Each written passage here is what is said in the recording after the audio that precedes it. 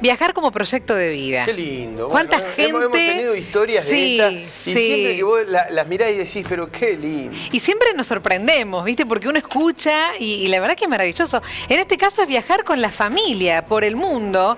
Empezaron siendo 2, ahora ya son 3 y desde 2013 que viajan por diferentes partes del mundo, pero además con una historia preciosa, documentales de por medio, blog, bueno, las redes sociales, con esto de contagiar a otros también para que se animen. Vamos a conversar con Lucía que junto a Rubén y a Coque viajan por el mundo y por ahora están en Londres. ¿Cómo estás, Lucía? Hola, bienvenida. Hola, ¿qué tal? Un placer. Igualmente. Bueno, me encanta. Ustedes son españoles, así Sí. que ya andan viajando por el mundo. Ahora mismo estás en Londres, ¿no? ¿Dije bien? Estoy en Fuerteventura, en Canarias. En Canarias. Bueno, contame, vamos a charlar sobre tu historia, que siempre nos encantan estas historias de una valentía enorme. En 2013, vos y Rubén decidieron dejar su vida de todos los días, la cotidianeidad, para salir a viajar por el mundo. ¿El primer pasaje que compraron fue a dónde? El primer pasaje, que le decimos pasaje de ida sin vuelta, Sí. ¿no? Porque obviamente antes habíamos hecho otros viajes, pero Claro. ese primer pasaje fue a Pekín. A Beijing. A Pekín el 1 de julio. En el 2013. Y ahí estaban los dos Exactamente. solitos. ¿Y cuál fue esa aventura? Un pasaje de ida sin vuelta. A ver, ¿qué pensaron, qué armaron, qué organizaron? ¿O cómo era su vida? ¿Por qué esa decisión? Bueno, pues en ese momento en España había una crisis económica, que bueno, después hemos visto que ha habido millones de crisis económicas más, pero en aquel momento para nosotros era como algo como muy... algo que nos decía que era un momento de poder aprovechar para irnos, por ejemplo, a tomar esto que llaman los ingleses como año sabático, ¿no? Claro. El gap year.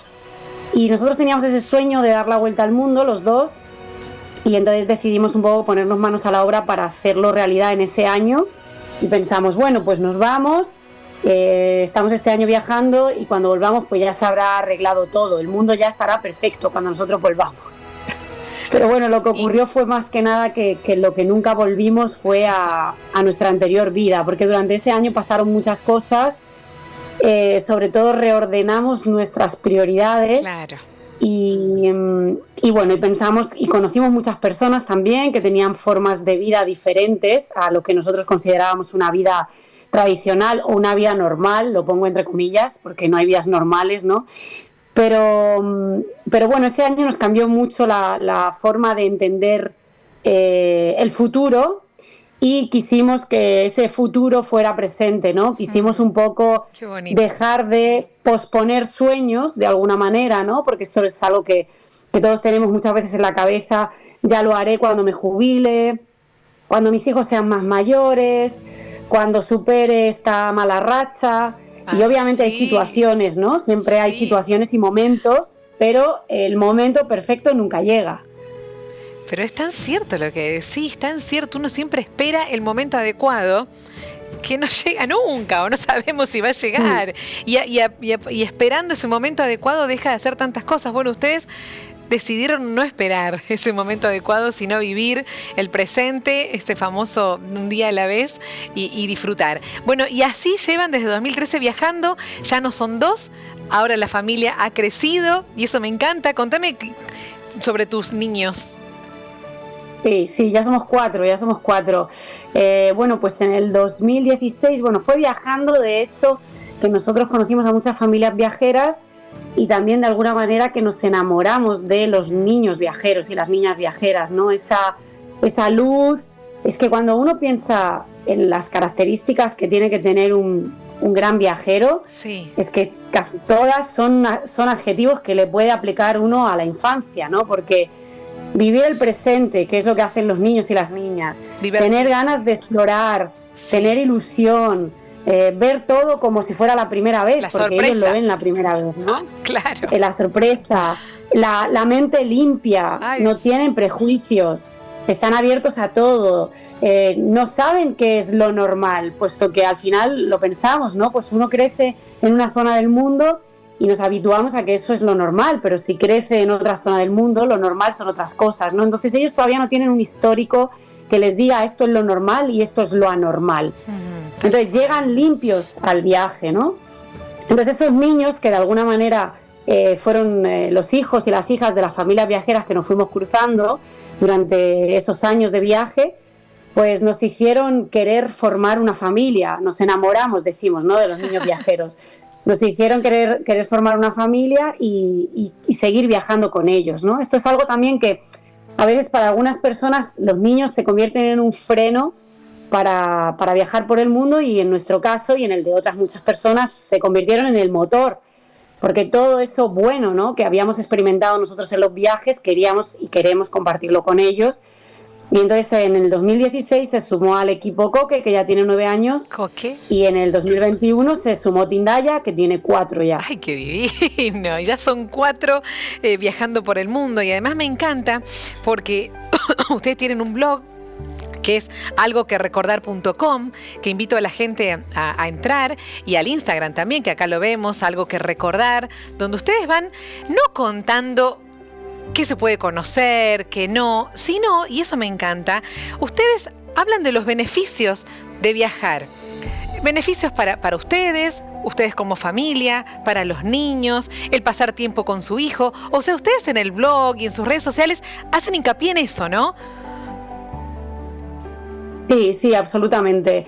Bueno, al final trabajamos mucho en esto mismo que veo ahí que está en el texto, ¿no? En el tema de los miedos, porque claro, es cierto que hay culturas que pues tradicionalmente llevan un histórico de viajes en familia mucho más amplio que, por ejemplo, en el caso de los españoles, o en general pues lo que vienen siendo muchos países de Latinoamérica, ¿no?, donde tampoco hemos tenido una posibilidad tan grande de viajar. Pues bueno, con nuestros padres nosotros no hemos ido a dar la vuelta al mundo, ¿no?, habitualmente. Hay excepciones siempre, ¿no? Entonces no tenemos esos recuerdos de infancia en los que nos vemos disfrutando en el viaje, y esto lo que hace es que sucede que somos una generación que cuando tenemos que enfrentarnos al viaje con nuestros hijos, el primer momento es un momento, ¿no? Esto puede ser muy peligroso. Claro, los miedos salen ahí, sí. Claro, sale, ¿no? Porque no tenemos esa memoria, ¿no?, en la que hemos disfrutado en nuestra infancia de esto. Así como tenemos memoria de otras cosas, sí tenemos memorias a lo mejor en la naturaleza, en el río, haciendo cosas más cercanas, pero de repente le dices a alguien, me voy a ir a Vietnam con mis hijos, y se queda como diciendo, a ver, pero espera, a ver qué hay en Vietnam, ¿no? Y los mosquitos, y el tráfico, y la comida, y los hospitales, ¿cómo va a ser todo esto, no? Y al final la realidad es que en todas partes del mundo crecen niños y crecen sanos y crecen bien, ¿no? Entonces se trata un poco a veces de transitar esos miedos, lógicamente no ir a destinos donde haya un conflicto en marcha, cuidarse, ¿no? Pero a partir de ahí hay una cantidad de lugares que se pueden visitar. Bueno, y ustedes, Lucy, a través del blog, las redes y 2 documentales que han hecho, justamente, además de contar lo que hacen y su forma de vida, también eso, derriban estos miedos a viajar, pero están muy comprometidos con eso. Contame qué respuestas tienen de la gente también. Pues la verdad que nosotros estamos sorprendidos gratamente en este sentido, porque de hecho uno de los últimos proyectos que hemos lanzado en los últimos 3 años, aparte de documentales y libros, es lo que llamamos viajes en tribu, ¿no?, que son viajes organizados en los que nosotros acompañamos a otras familias y les damos la mano de alguna manera para poder transitar esas barreras y esos pequeños miedos que a veces podemos tener. Y hemos tenido una respuesta muy, muy positiva en este sentido, ¿no? Y ya llevamos, pues eso, 3 años, y con familias hemos viajado a destinos como Marruecos, como Sri Lanka, Nepal, Vietnam, Camboya, Japón, y bueno, y seguimos lanzándolos y seguimos haciendo viajes y se sigue apuntando la gente, ¿no? Y la verdad que